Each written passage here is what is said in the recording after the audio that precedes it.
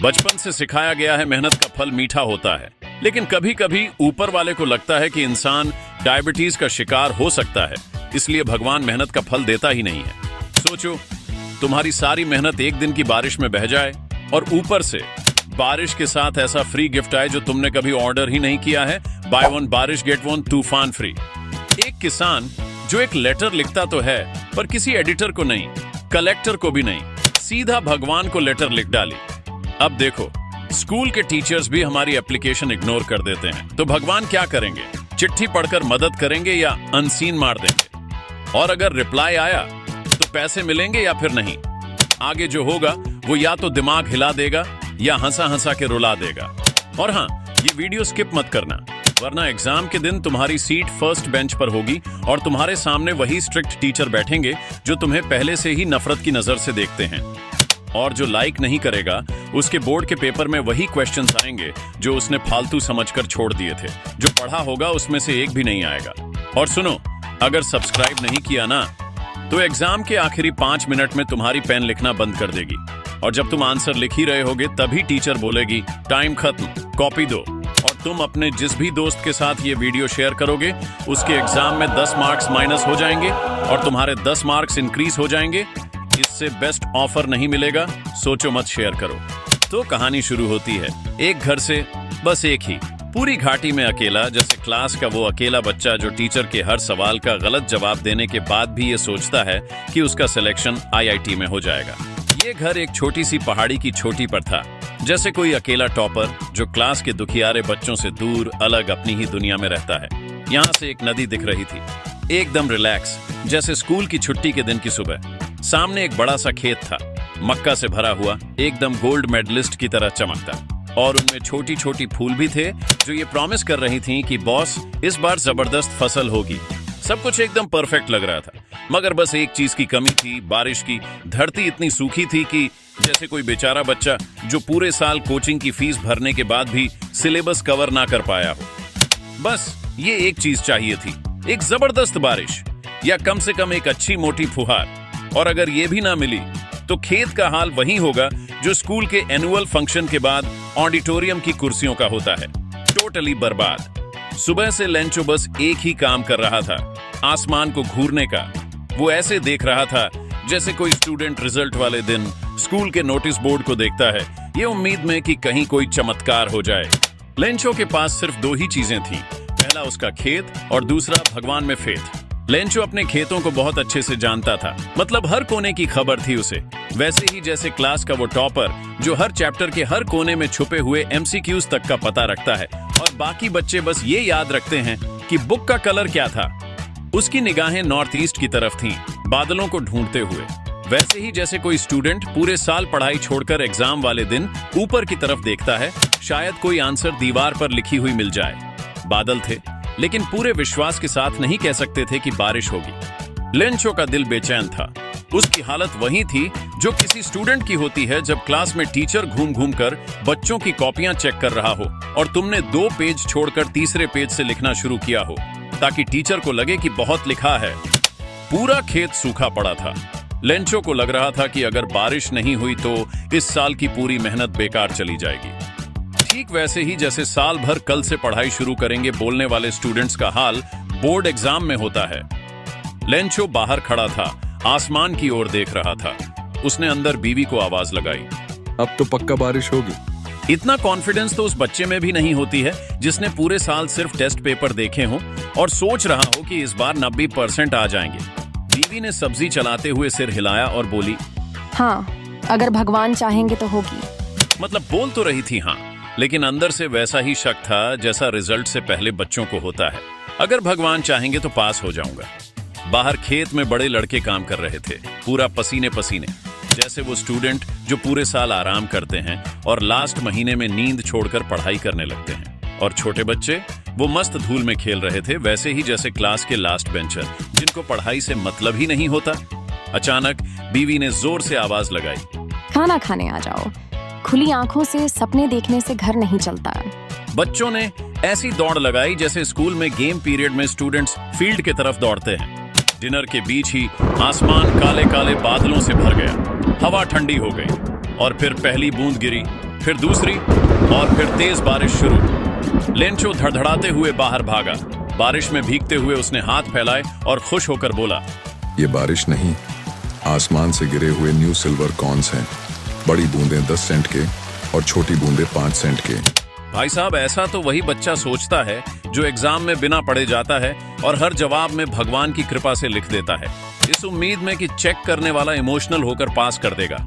लिंचो बाहर खड़ा था, बारिश में भीगते हुए अपने पके हुए मक्के के खेत को देख रहा था, एकदम गर्व से, वैसे ही जैसे कोई बच्चा एग्जाम में अपनी पहली आंसर शीट भरने के बाद देखता है कि आज तो टॉपर बन के ही रहूंगा।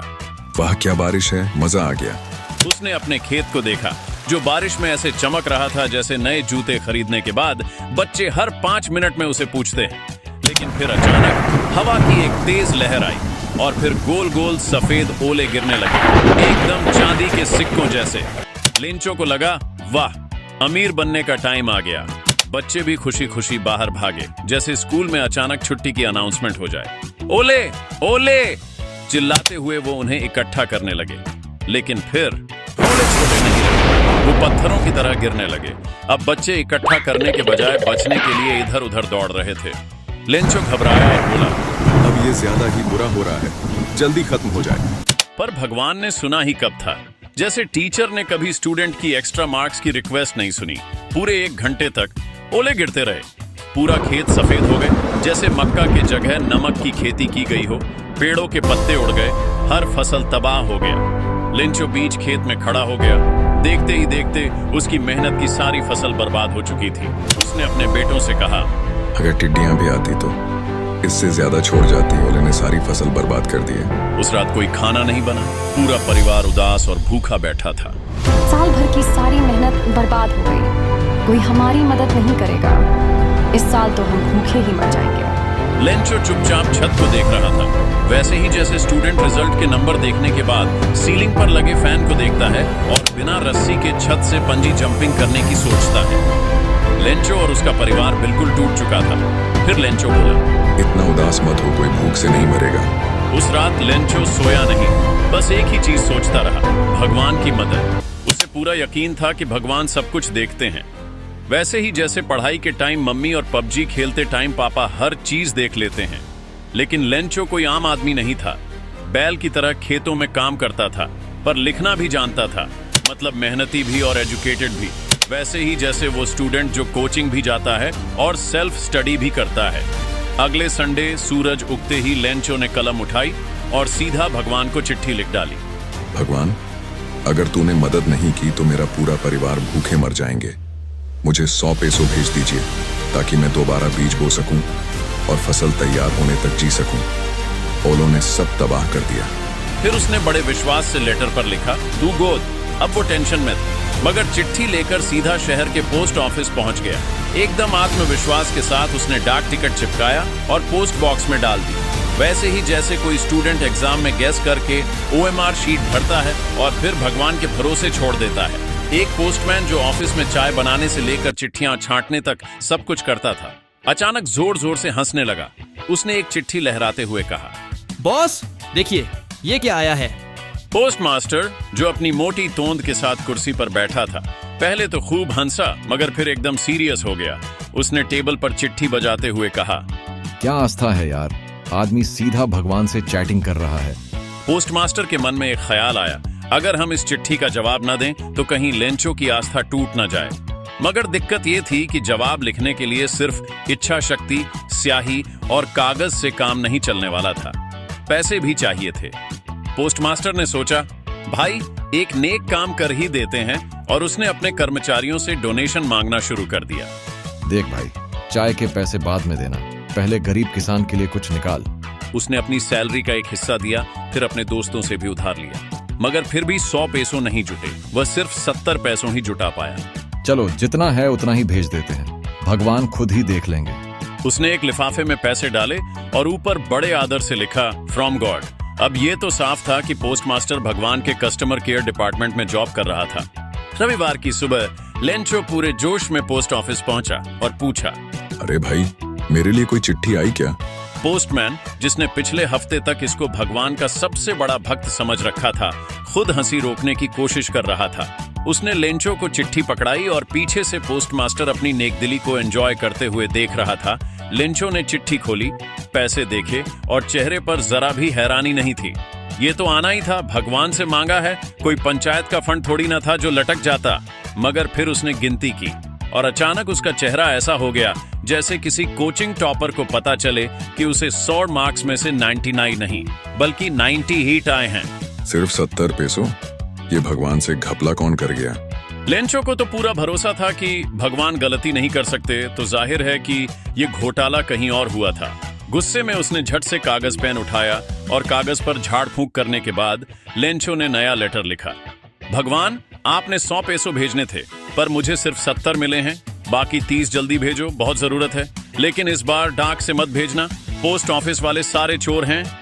फिर लेंचो ने स्टैंप चिपकाया, अपनी पूरी ताकत से लिफाफे पर मुक्का मारा, ऐसा लगा जैसे भगवान को चेतावनी दे रहा हो, और चिट्ठी डाल दी।